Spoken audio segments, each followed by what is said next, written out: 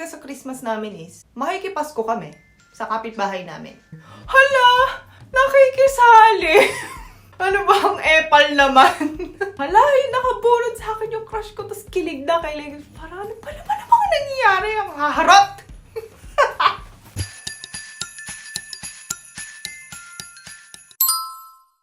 안녕하세요, 조은입니다. Happy December!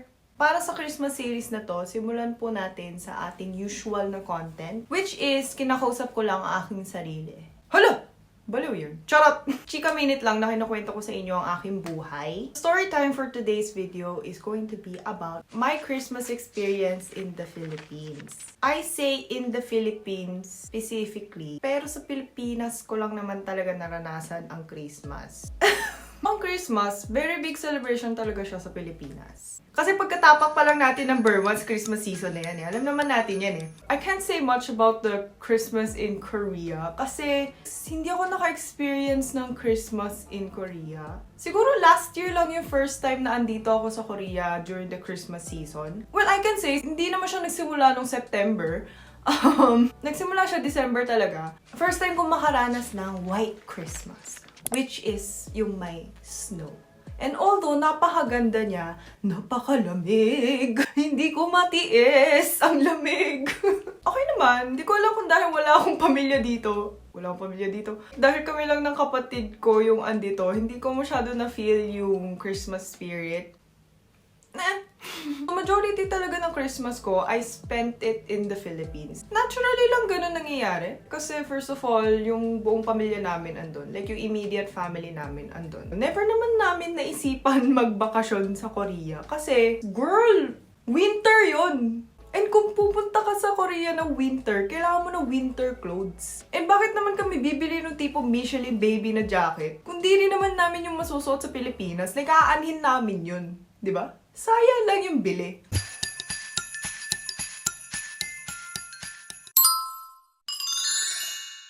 Fortunately, nakatanggap naman po kami ng Christmas gifts from our parents. Unfortunately, naging package deal yung regalo namin for Christmas. Kasi, yung birthday ko, December. Yung birthday ng kapatid ko, January. So, ang birthday gift, Christmas gift, at New Year's gift, package deal na yan, ibibigay yan ng tatay namin sa amin na Happy Birthday, Merry Christmas, at Happy New Year. Wow! Haba yarn! Haba yarn! Rap yun! Buti di siya nabulol dun ah. Ito yung mga struggles kapag December yung birthday mo eh. Our family is not that big on Christmas celebration. We'll just have a very small family dinner. Natatapos na yung Christmas celebration namin ng mga 6 p.m. Wala na kami magawa. Kasi yun yung panahon na di pa uso yung smartphones. Tapos di naman kami pwede manood ng TV. So, ang solusyon talaga sa Christmas namin is, makikipasko kami sa kapitbahay namin. Kasi yung kapitbahay talaga namin yung parang kalaro namin. Or like yung kaibigan talaga namin nung bata kami. And usually sa kahit anong celebration, makikiselebrate kami. Hala! Nakikisali! Nakiki-birthday party, nakikisimba, nakiki-Flores de Mayo. Ano ba ang epal naman? So like, hindi ko maalala kung ano yung unang-unang Christmas party na pinuntahan ko nung makikipasko kami sa kapitbahay namin. Parang sa una, pumunta lang kami ng kapatid ko. Since Christmas party yun, papakainin kami. Kahit kumain na kami ng dinner, syempre kakain kami ulit kasi magkaibang pagkain yun, grabe naman. Saan pa naman ako kakain ng fruit salad? Yan, sarap-sarap ng fruit salad nila. Hindi yung tipo nag-dessert lang kami. Talagang kumain din kami spaghetti, nag-barbecue din. Grabe no, takaw namin. Nahiya nga nanay ko, so parang humabol siya, tapos nagdala siya ng pagkain. May ibang years din nakasama kami sa exchange gift nila eh. Talagang nakisali na sa Christmas party ng pamilya nila. Ano ba ang epal naman? Di ba yung mga Christmas party ng mga Filipino families is parang nagiging reunion? Siguro may times na malaki yung reunion nila, pero may times din na parang pamilya lang talaga nila andun. Pero malaki kasi yung pamilya nila kasi wala sila magkakapatid. So kahit immediate family lang nila yung andun, nagse-celebrate ng Christmas, parang ang laki-laki pa rin. Kasama kami sa exchange gifts, sa Kris Kringle, sa kainan. Kasama rin kami sa karaoke nila. Ang epal-epal namin sa Christmas party nila. Bakit ganun? Tanda ko na ang araling kami, pero wala akong maalala nakatanggap kami ng barya. Baka kinupit ni ate. Charot!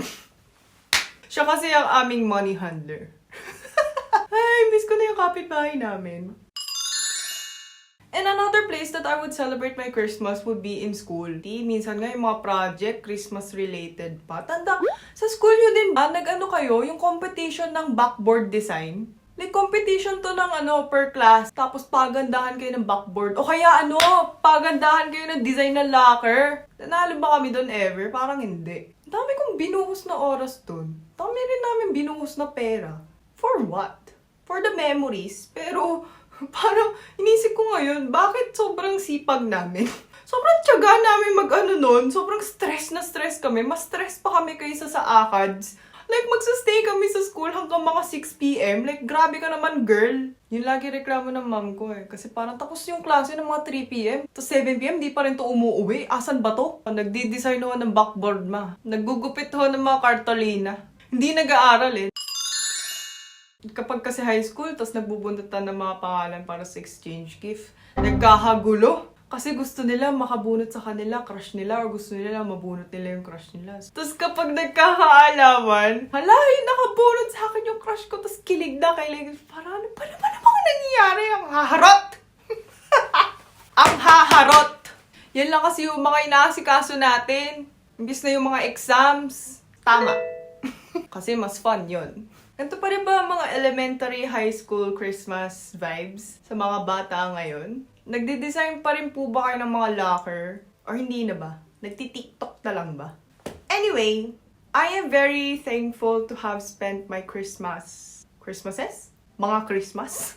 In those ways. In a very simple manner with my family. In a very normal manner with my schoolmates. And in a very epal manner with my kapitbahay. Sorry po, ang epal po talaga namin. Salamat po sa pag-adapt sa amin all those times. In many occasions, not only just Christmas. I am much more thankful for this year kasi I get to spend my Christmas in the Philippines where I have my parents with me. Sadly, hindi ko kasama kapatid ko. Pero video call na lang tayo, pre. And then, thankful din ako kasi makakasama ko rin mga friends and mga barkada ko. Ayun lang for today's video. See you again next time. Bye!